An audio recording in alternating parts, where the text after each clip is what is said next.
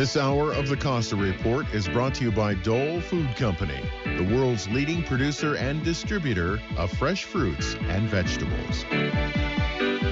Welcome to the Costa Report. I'm Rebecca Costa, and thank you for joining me for another 2 hours of straight talk radio.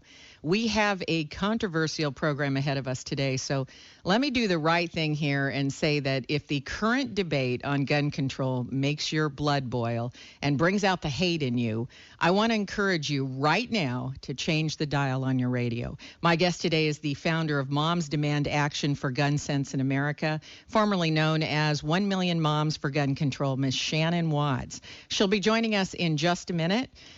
But before Watts comes aboard, I want to say that I have noticed three things which seem to bring out our worst behavior: the presidential election, and also any attempt to have a rational discussion about abortion or the Second Amendment.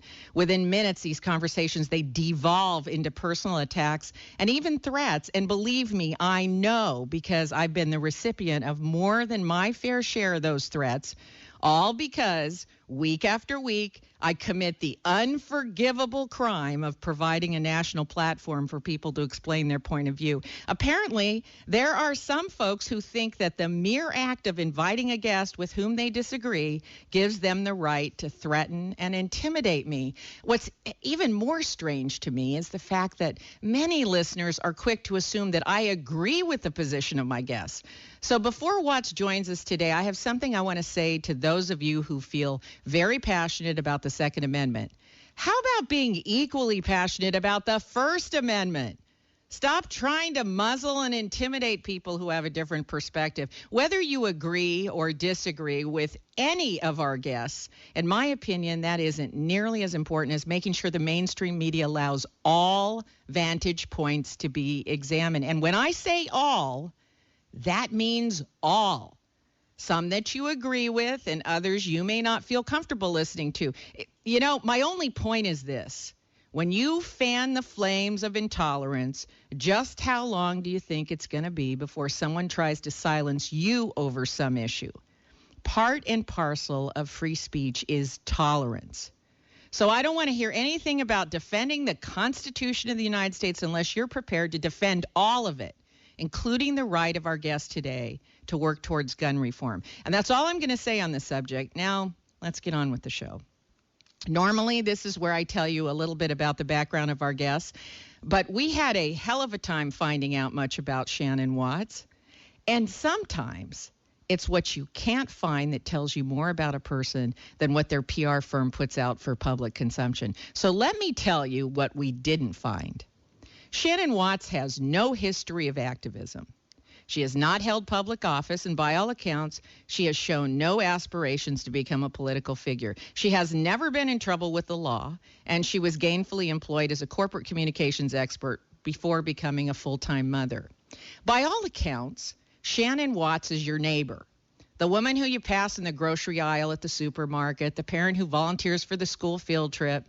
You know, we have a staff of crackerjack researchers here at the Costa Report, and prior to the tragedy at Sandy Hook, Shannon Watts looks a lot like you and me. But the shootings at Columbine started a ball rolling, and following this, the mass murder at the theater in Aurora hit Watts and her 12-year-old son hard. By the time Sandy Hook occurred, Watts could no longer remain silent and wait for the violence to reach her front door. I'm going to let her tell you the rest of the story, because this isn't just a story about stepping up to the plate. It's also a story of stepping into the spotlight. It's my great pleasure to welcome to the Costa Report a mother and an advocate, Ms. Shannon Watts. Welcome to the program, Ms. Watts. Thank you so much. I really appreciate you having me on. I think the best way to get the program started today is to tell listeners about how you got started. Sure. You know, you talked about how I'm just the average person you'd see at the grocery store, and that's exactly right. That's what I was doing until the day I turned the news on and saw the horrible massacre at Sandy Hook Elementary. And, you know, what pushed that button for me, what sounded the alarm for me, was that 20 babies, essentially, 6 and 7-year-olds, could be shot down, some 11 times each, in the sanctity of their elementary school. This wasn't about the fact that it was in a suburb like mine. It wasn't about the fact that I could relate just to the mothers. It was about something completely new and beyond the pale. There were 12 mass shootings in 2012, and every time I saw one, I thought, my God, when will this stop? But when this one happened, an alarm went off that cannot be unrung. And I didn't know what I could do. I went online and I thought, well, surely there must be a Mothers Against Drunk Driving for gun laws. There must be something that moms can get involved in and help create stronger gun laws. And I couldn't find anything. And I created a Facebook page. It's that simple. And within hours and then days, I had hundreds and thousands of offers of support and help from around the country, money, volunteers, people, mothers who felt so passionately about this issue as I did and knew that something had changed. We had woken up and that we were not ever going to go back. This is not the Connecticut effect that the NRA is looking for. It's the opposite. The Connecticut effect is that there is a new grassroots movement of mothers in this country, and we will not stop until Congress and our state legislatures pass stronger gun laws. Now, as I understand it, this all started when you shared your Facebook post with 175 of your friends, and then suddenly people all across the country were contacting you. That's right. It's the power of social media. And had Mothers Against Drunk Driving been created now, they would have had a lot easier and faster time of creating the gun law or the drunk driving laws they were looking at. I just posted a Facebook post, and within minutes, friends were sharing it with other friends, and they joined up. And mothers in New York and California were particularly helpful to me in offering their support, setting up chapters, figuring out how we could organize. And that's what mothers do. We organize, we cajole, we protect. And it's amazing how much we've gotten done in just 3 months. Now, how many chapters do you have right now, and roughly how many members? We have 80,000 members, growing exponentially every week. We have 80 chapters across the country, and not just in blue states. We're in red states as well. We have South Dakota, North Dakota, Montana, Texas. We're everywhere because we're a nonpartisan organization of moms who want common sense gun laws. This isn't about banning all guns or changing the Second Amendment. It's about common sense. Well, we're going to talk about your agenda in just a moment, but as I understand it, there are about 4 million members in the NRA, and if I did my math correctly, there have to be at least 80 million mothers in the country. So I guess all you need is to tap maybe 5 out of every 100 mothers in the United States in order to have a membership equal to the size of the NRA. Do I have that right? That's exactly right. And, you know, a lot of people ask me the question of, well, how can you go up against the NRA? They're so powerful and they have so much money. But women are much more powerful than the NRA. And if we band together and we can see this as a nonpartisan issue, we will absolutely be able to overcome their influence on Congress. You know, a lot of people said the 2012 election would be won by money, and it wasn't. It was won by women who wanted a different future. Well, from a purely statistical standpoint, mobilizing 5% of mothers seems really doable to me, especially with communication vehicles like social media available. I mean, how's the recruitment working so far? It's been amazing. We, as I mentioned, in just 3 months, we have 80,000 members. That's more than most organizations have, you know, after years of existence. We've tapped into such an emotional issue, and we've done that in a lot of ways, not just by giving people information. We have calls to action. We're showing moms how to be grassroots activists. We are involving them in campaigns that involve crafts and touch emotional buttons to help them, you know, really identify with this issue. For example, creating paper dolls that represent the 8 children that are shot and killed every day in America and presenting those to their legislatures and their legislators. And we're going to talk in a few minutes about how people can be part of that program if they can't, you know, don't have the flexibility to protest, or maybe they don't have the time in their day. Everybody's overextended and extremely busy, and maybe they don't have time in their day to go to chapter meetings or even organize a chapter, but there is something they can do. Now, we have to take a short commercial break. When we come back, we're going to find out why mobilizing mothers is only half the job. You're listening to the Costa Report.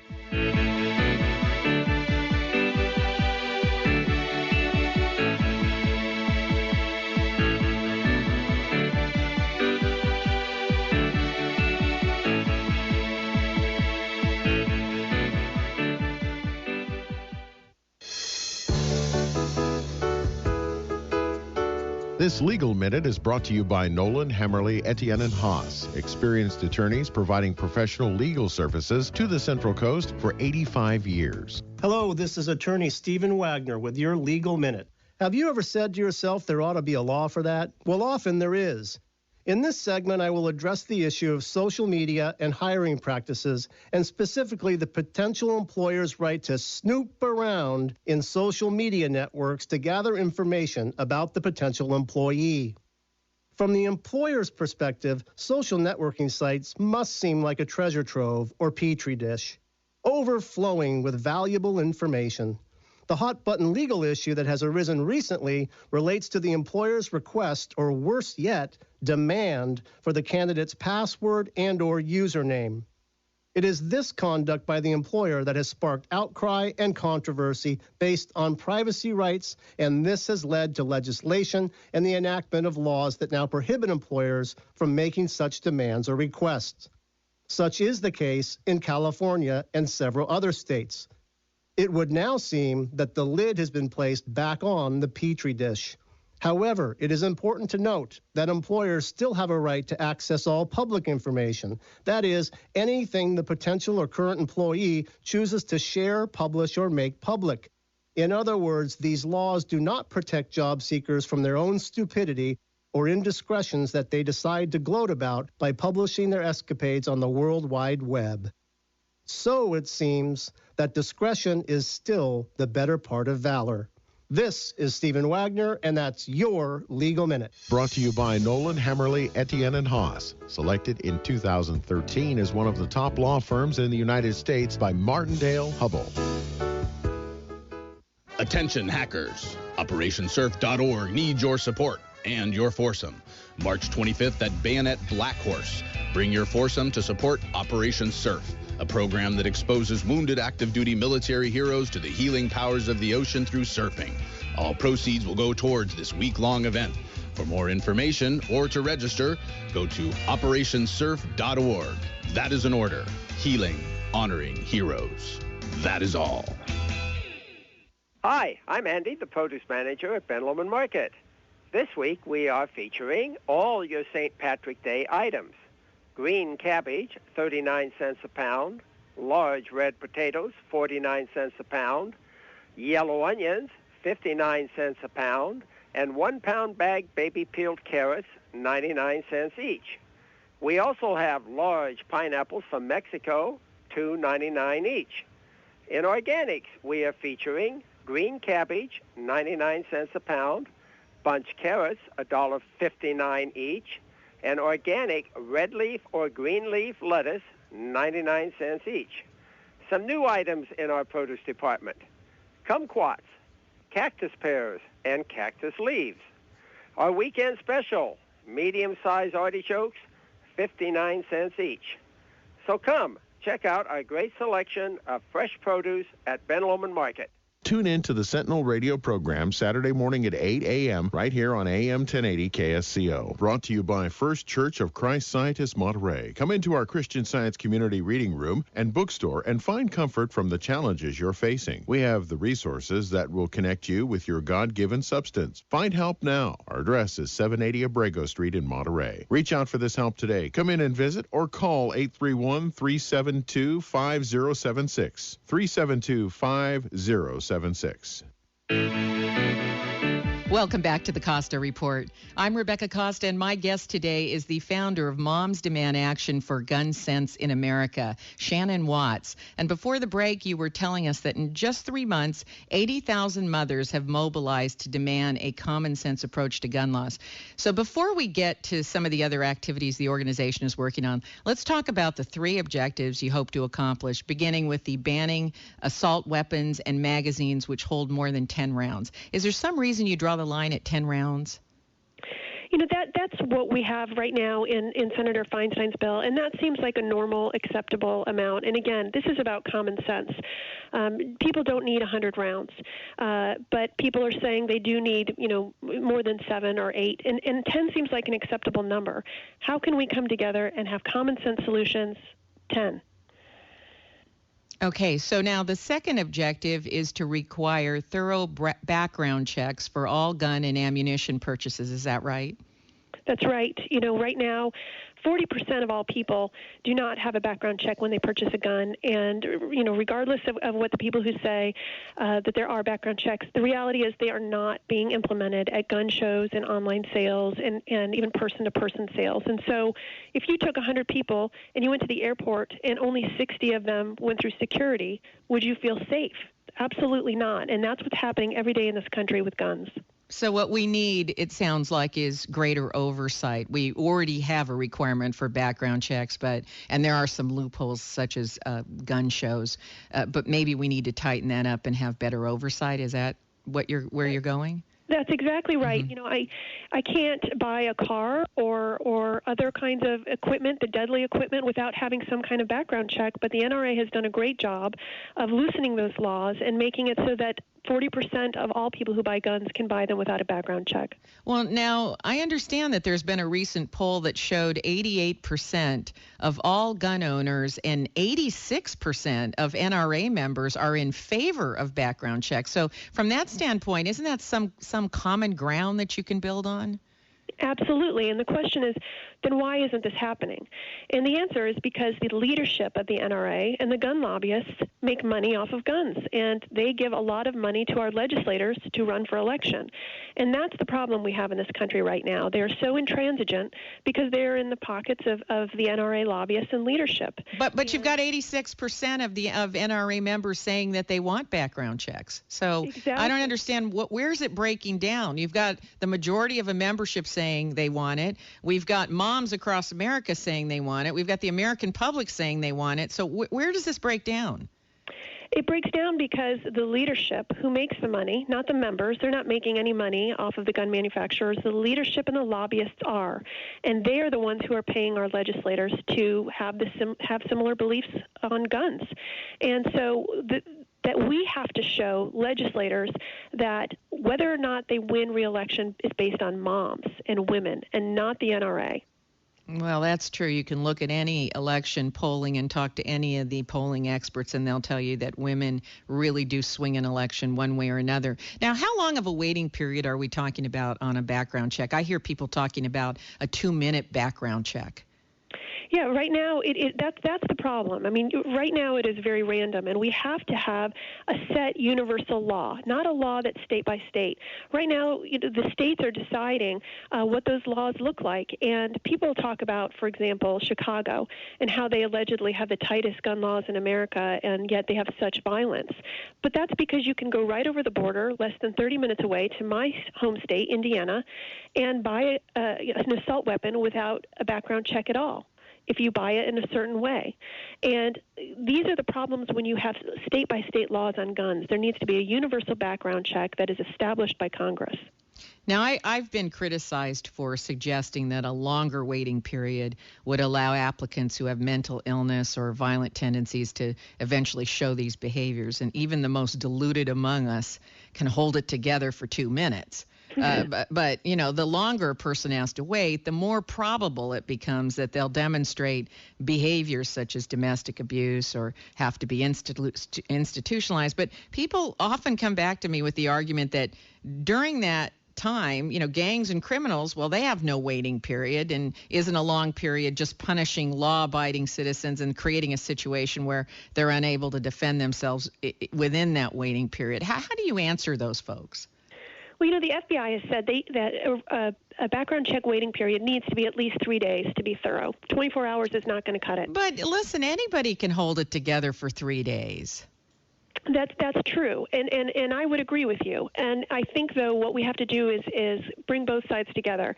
If the FBI says 3 days is adequate, then maybe that's the amount of time we look at. But I think the bigger issue with what you're talking about is, why are we so worried about inconveniencing people when they want to buy a deadly weapon? Why is inconvenience an issue? It is inconvenient for me to go to the DMV and register my car, but it is my responsibility as an American citizen who's going to drive a 2-ton vehicle. I should have at least that much onus on me when I buy a gun, especially an assault weapon. Well, I've said this more than one time, but I'm going to say it again. I think the enemy of doing the right thing isn't evil. The enemy of good isn't evil. It's inconvenience. As soon as we get inconvenienced, we lower the bar and we inevitably do the wrong thing. Look, I got to wait 3 days for a book from Amazon to come in the mail. I mean, what's the big deal? I don't understand why. I do and I don't. I don't understand why everybody gets so emotional about a waiting period for guns. You're going to get the guns. We're not saying that people can't have their guns. We're just saying that actually, in truth, the more loons that get a hold of guns, the harder it is to defend that Second Amendment. In my view, everybody ought to be looking for a way to make sure that people that have mental illness or no longer wish to live and want to take other people with them, everybody ought to be in favor of doing everything possible to make sure they don't get guns, because I think that's the weakness in the Second Amendment. We live in a country where it is more difficult to go to CVS and buy Sudafed than it is to buy 600 rounds of ammunition online from your computer at home. How can that be? Wrong with that? That is an excellent question, and that is what moms did not understand before Sandy Hook. We didn't know that the assault weapons ban had lapsed. We didn't know that background checks were non-existent for 40% of the population. We didn't realize that it was so easy to get ammunition because we thought we were being protected by our elected officials, and Sandy Hook changed that. We are educated, and we understand that that was not the case. And I understand that there is no requirement for a background check at a gun show, and which is a pretty big loophole. It's exactly right. It's a horrible loophole, and as I said before, it is as though 40% of all gun owners are getting a gun with absolutely no security, no background check, no check of anything in their history to find out whether they should have this gun, and how that's acceptable when we're so careful at the TSA at the airport. It just doesn't make sense. Yeah, well, there's a lot of things that don't make sense, and this one is right at the top of the list. And I've never understood how the gun show situation, how they worked around it. What is it that allows them to work around that? Well, when you look at what the NRA does at a federal level, is nothing compared to what gun lobbyists in the NRA are doing at a state level. Mm-hmm. And not only are they loosening gun laws, they're creating laws that completely make guns proliferate throughout every state in this country. Well, we have to take another break, and when we come back, we'll dive into the third objective moms demand action for gun sense in America is aiming to achieve. You're listening to the Costa Report.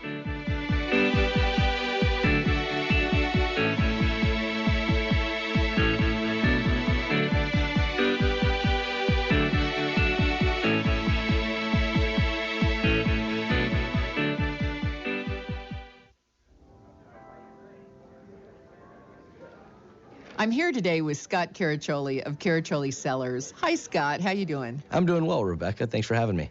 So I've got a question for you. What's the first impression a person has when they walk into the Caraccioli tasting room? It's initially always the decor, and then it's one of those things where you sit down and you realize the wine's good too, so it becomes a complete experience. You get to experience not only the great surroundings and the warm environment, but also some great wines for your palate.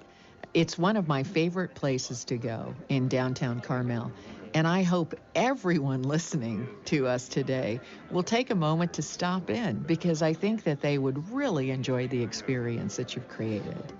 Well, thank you, and please do. We'd love to have you. We're open 7 days a week. It's right on Dolores between Ocean and 7th and Carmel. Thank you for being with us again, Scott. Thank you, Rebecca.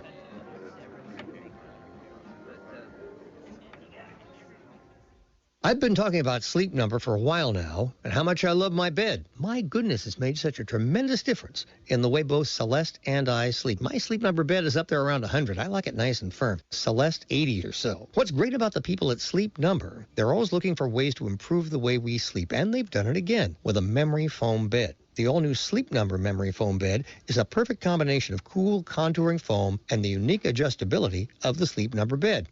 Dual air technology. That's what makes their memory foam bed unique. At the heart of the mattress are 2 individually adjustable air chambers that allow you to personalize your comfort. It's memory foam redefined. You only get this bed at a Sleep Number store. You can enjoy introductory savings of $400 on the all-new Sleep Number memory foam bed. And right now, during their white sale, you can stock up and save on their exclusive bedding collection. There are 400 Sleep Number stores nationwide, but the one you want is on 41st Avenue in Capitola Mall. Say hello to Carlos, the store manager, and be sure and tell him that Charlie Friedman from the Happy Hour program on KSCO is the one who sent you down.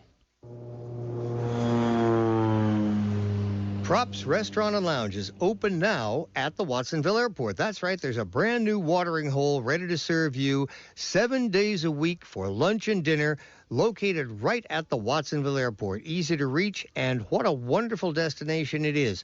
Prime rib special every Wednesday night. What a bargain at only $14. Steak, seafood, pasta dishes, a terrific burger, all kinds of wonderful things, plus great appetizers, specialty burgers. There's even a kids menu and small plates after 5 p.m. Happy hour Monday through Friday, 3 to 6. So visit Props at the airport. You just take the Airport Boulevard exit off of Highway 1. When you get to Aviation Way, hang a left, and you'll find 100 Aviation Way. It's the airport building, and in it is Props Restaurant. Go, eat, drink, and enjoy. Props Restaurant and Lounge is open now at the Watsonville Airport. Tell them Charlie sent you.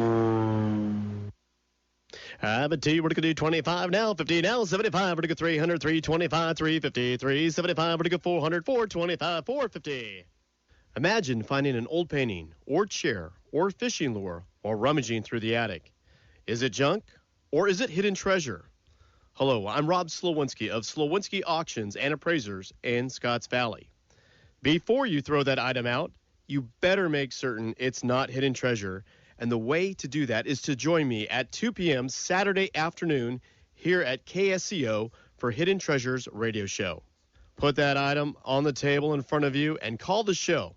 We'll figure out what that item is, where it came from, what it's worth, give or take. So don't throw that item out. Instead, join me, Rob Slowinski of Slowinski Auction Company, Saturday afternoon at 2 p.m. for Hidden Treasures Radio Show. Is it junk? Or is it hidden treasure? Welcome back to the Costa Report.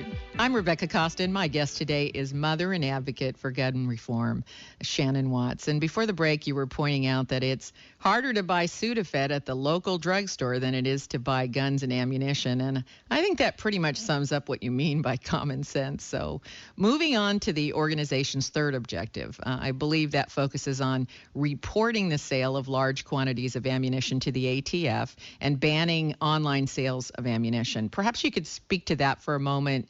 Exactly who and how would that be monitored? Well, right now it's not monitored at all. In many ways, the NRA has made the ATF completely non-working, and the ATF needs to work. We need to be reporting guns and ammunition to the ATF, and we also should not be selling ammunition online. We can't sell guns online. We shouldn't be selling ammunition online either. So just to review, Moms Demand Action for Gun Sense in America wants to ban assault weapons and magazines that hold more than 10 rounds, require background checks for both gun and ammunition purchases, and report the sale of large quantities of ammunition and ban online sales. So what do you say to folks who feel that this puts some limits on the Second Amendment, or point out that we're creating a situation where perpetrators of violence will be better armed than the people who might otherwise be able to stop them?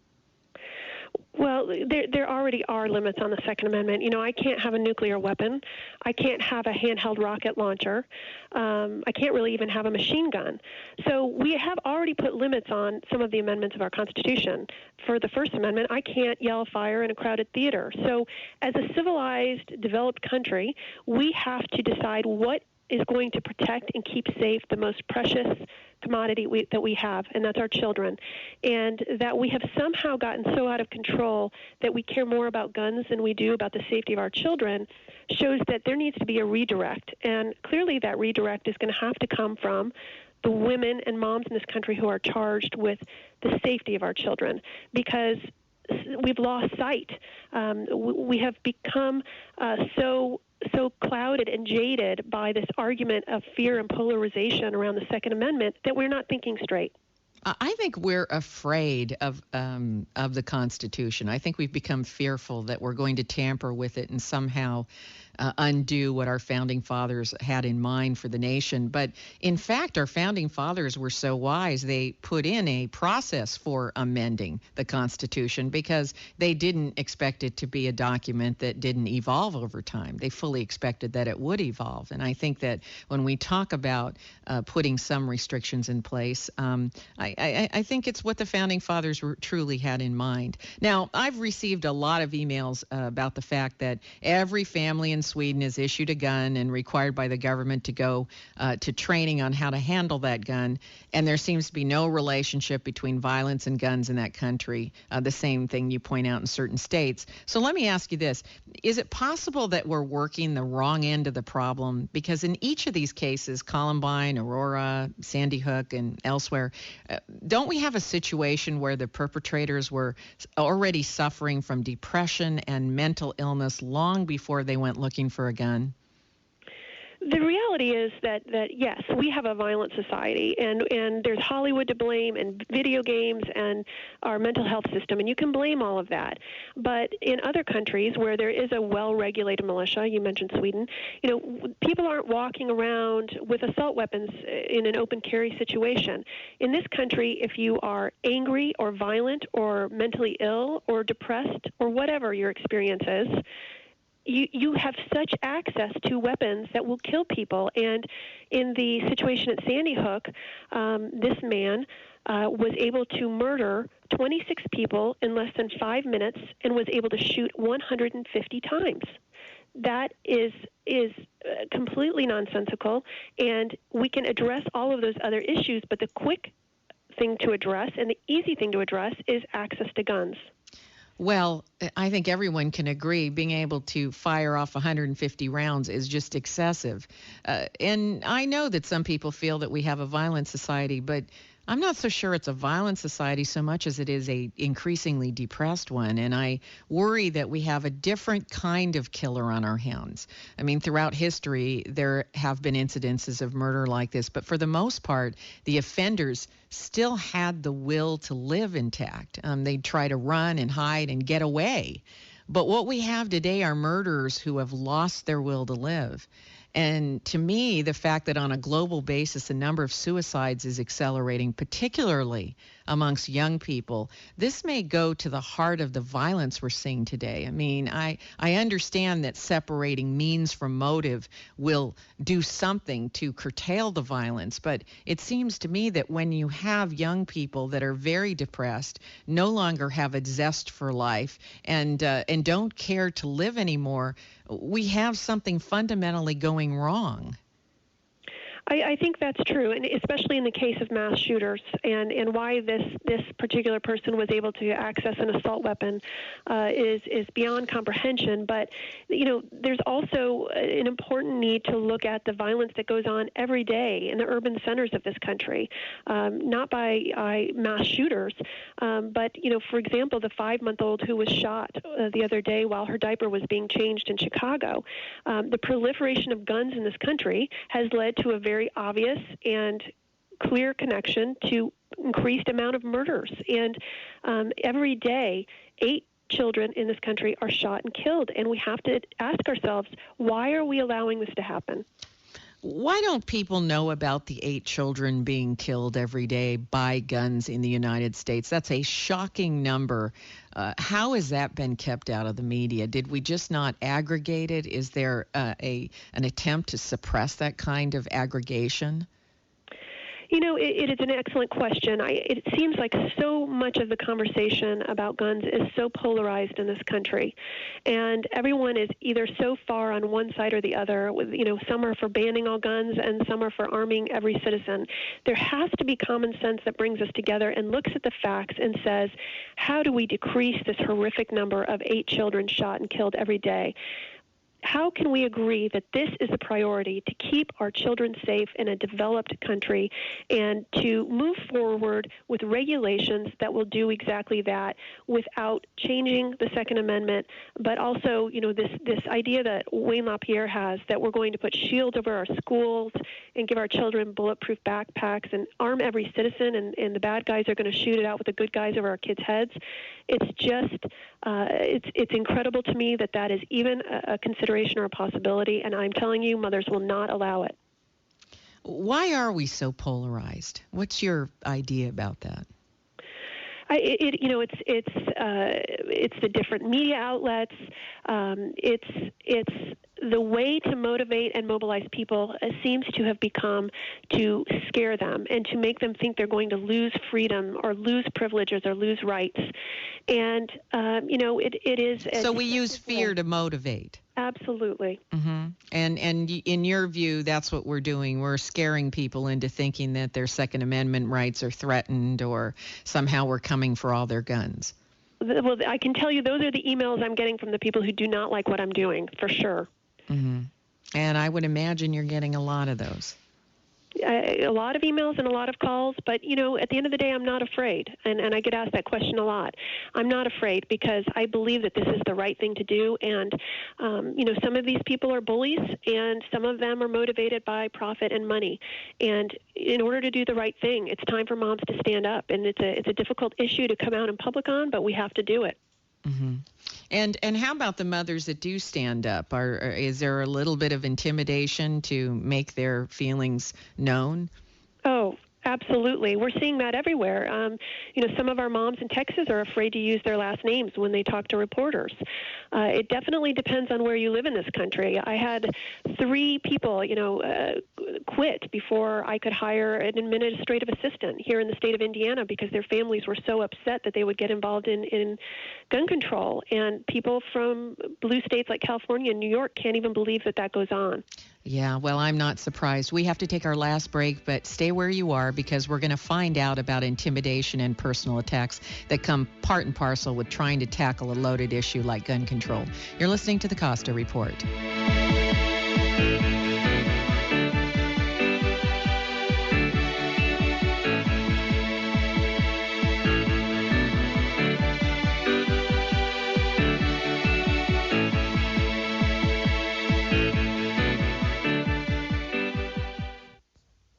Are you looking for fresh, creative, and healthy ideas to bring to your table? Hi, I'm Amy Tobin, a cookbook author and culinary expert.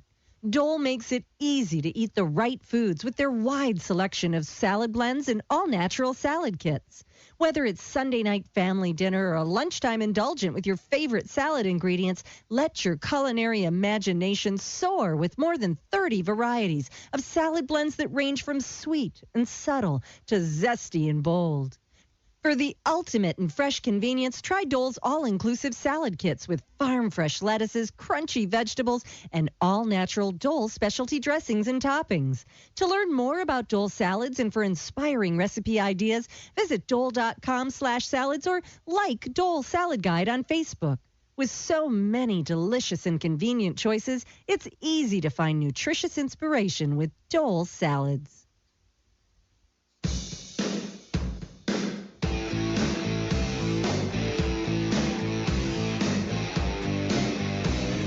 If you're anything like me, you're getting a little worried.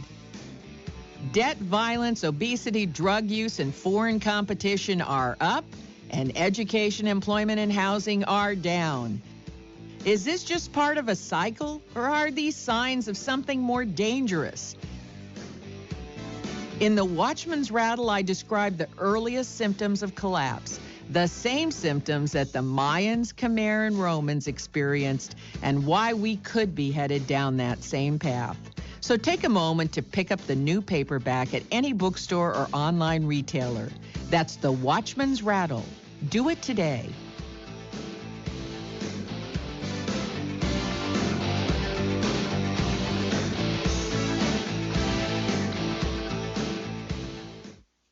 If electricity flows through it, You can save a lot of money by doing it yourself with the help of the experts at Santa Cruz Electronics. Hello, Charlie Friedman here. Listen to the things your friends and neighbors are doing for themselves with the help of Santa Cruz Electronics. Xbox 360 repair. Solar energy kits. Musical Tesla coils. Video output for my home media center. Building a new server. Repairing a student radio station. More RAM and a sound card. DSL line. Network printing, scanning, and faxing for dentists. Replacing antivirus on 12 machines. Wireless network for court reporter agency. Diagnosing sound card problem. Building a 5-kilowatt amplifier. Ham radio antenna. If electricity flows through it, you can save a lot of money by doing it yourself with the help of the experts at Santa Cruz Electronics. Voted Best Electronics Store 2 years running. Call Santa Cruz Electronics today at 831-479-5444 or visit at 2808 SoCal Avenue in Santa Cruz.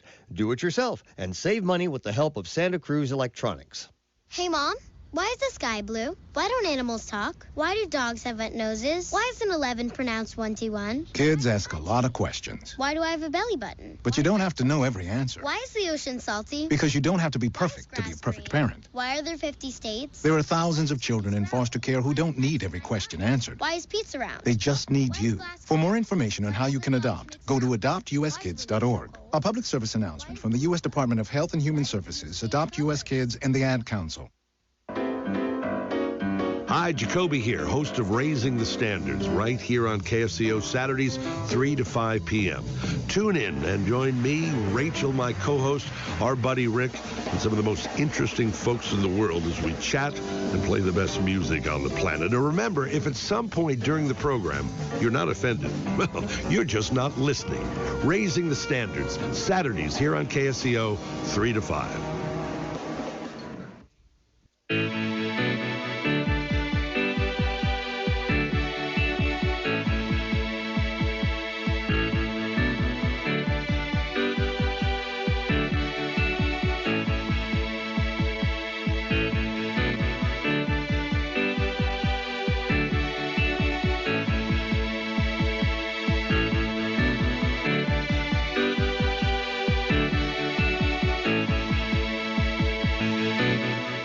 Welcome back to the Costa Report. I'm Rebecca Costa, and my guest today is the founder of Moms Demand Action for Gun Sense in America, Shannon Watts. And before the break, we were discussing the fact that it isn't easy to step forward and work for common sense. And you point out that fear is being used to energize the opposition to reform. But it seems to me that we can find some common ground, and perhaps more thorough and longer background checks might be a good place to start, since we already have 86% of the NRA in favor of better screening. Would that be a good place to maybe begin building a bridge?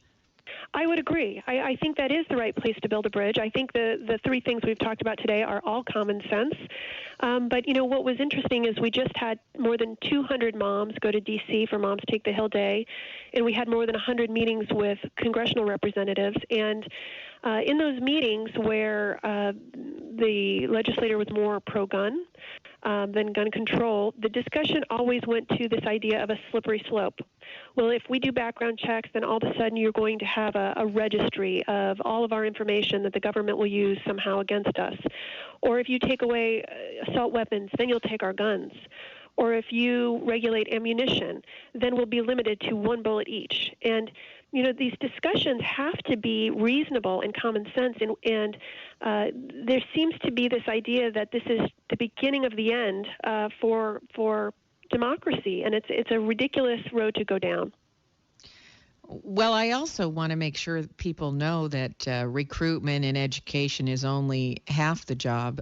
You're raising, you know, you talked about this Take the Hill Day that you just had this past week. You're also raising considerable money to make sure that you have the power to affect the upcoming midterm elections. Is that right? That's exactly right.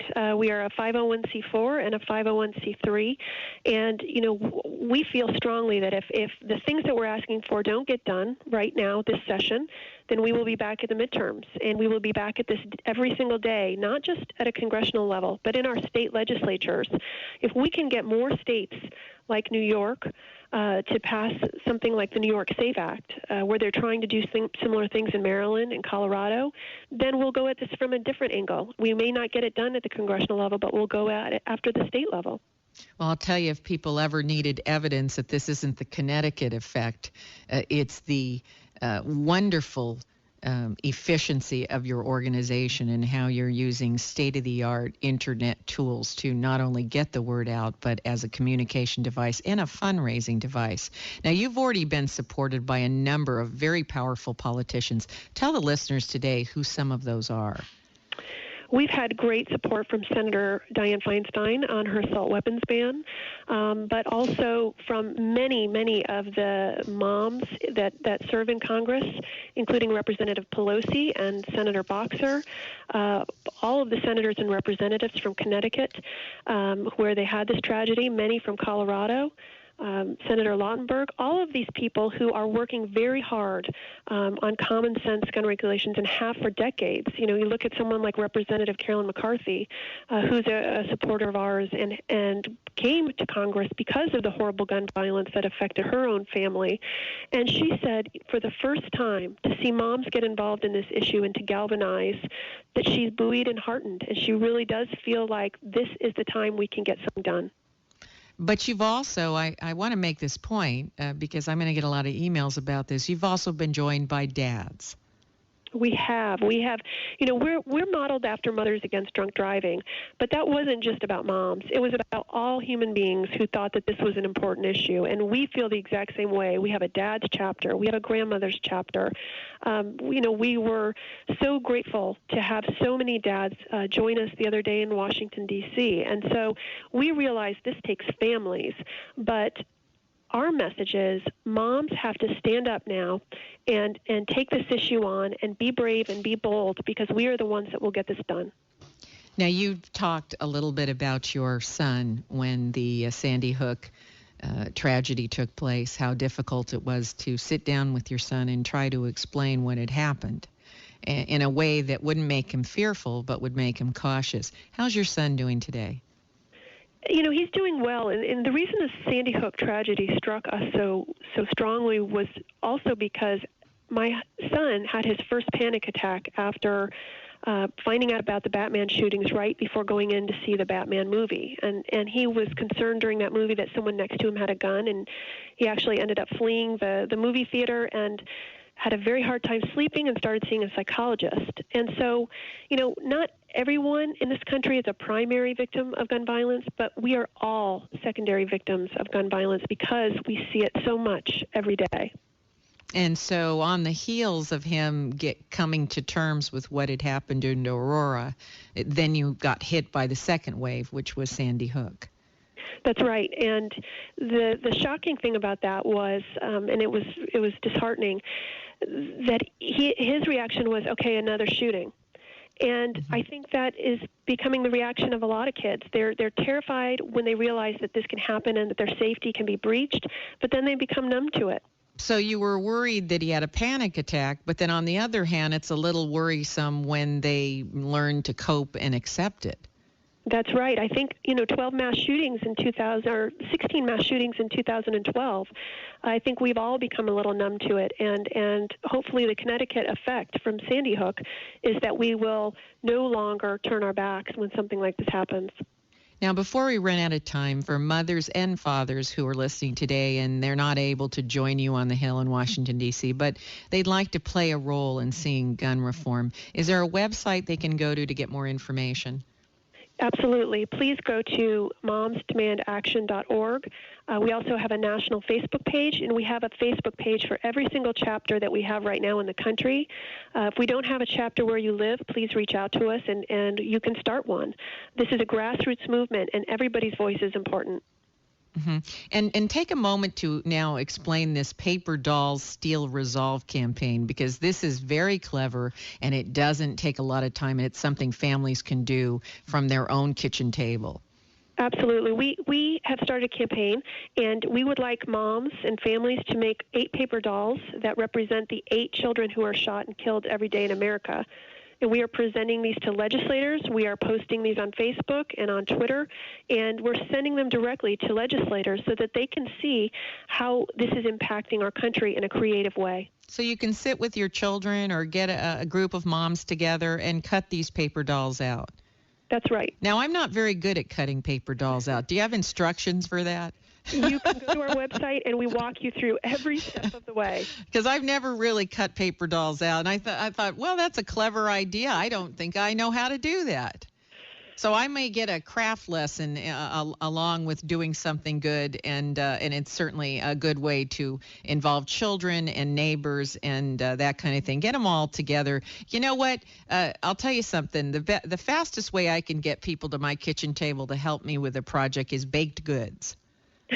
Well, maybe that'll be our next Don't you think? Yeah, baked goods always will get them there. Now, give us that website again one more time. It's momsdemandaction.org, and our Twitter handle is @momsdemand. Well, that's all the time we have today, but before we let you go, I do want to thank you for taking time to be with us and also for taking on this very charged and difficult challenge. Thank you, Ms. Watts. Thank you. If your station is leaving us after the first hour, our guest next week claims drones are a blessing because they are much more accurate than warfare based on bombs that kill thousands of innocent civilians. I don't know if they're a blessing or not. You know, she took a lot of heat from her fellow liberals for her pro-drone stance. Eleanor Cliff, the one and only, I should say, Eleanor Cliff, will be on hand to explain how a weapon can be a blessing and whether the Obama administration may be bracing for yet another war. Don't miss Eleanor Cliff here next week, right here on your favorite post-partisan news program.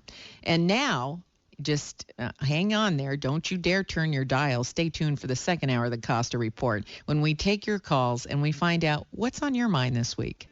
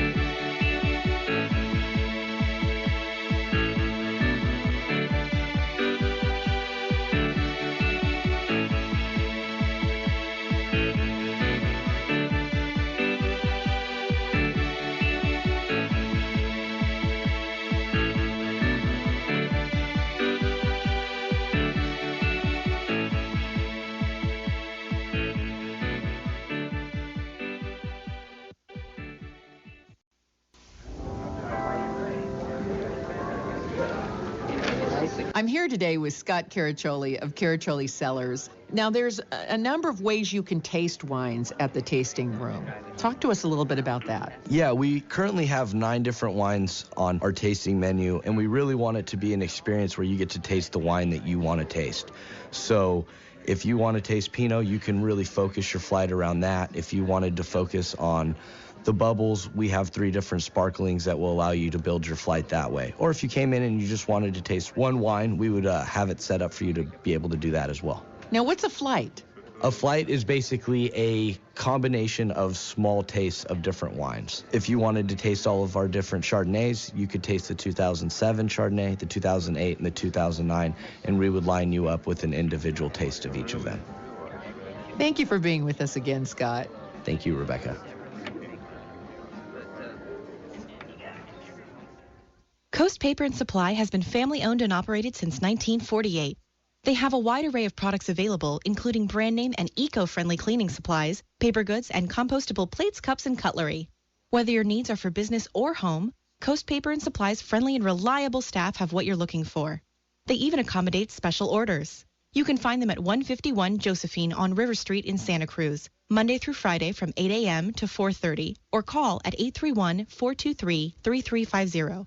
Coast Paper and Supply is a proud member of Think Local First. Michael Olson's third law of the food chain. Cheap food isn't. They make food cheap by taking the food out of it and by making taxpayers subsidize its costs. Thus, the cheap food they promise is really the expensive food they deliver. To find true value, tune in KSCO Saturday at 9 a.m. as the Food Chain Radio Show tracks down the real deal of food. If you have a comment about the third law of the food chain, tell me, Michael Olson, all about it at metrofarm.com. Now, see you all on KSCO Saturday 9 a.m. for some What's Eating What Radio on the food chain. What day was that? AM 1080 KSCO Santa Cruz.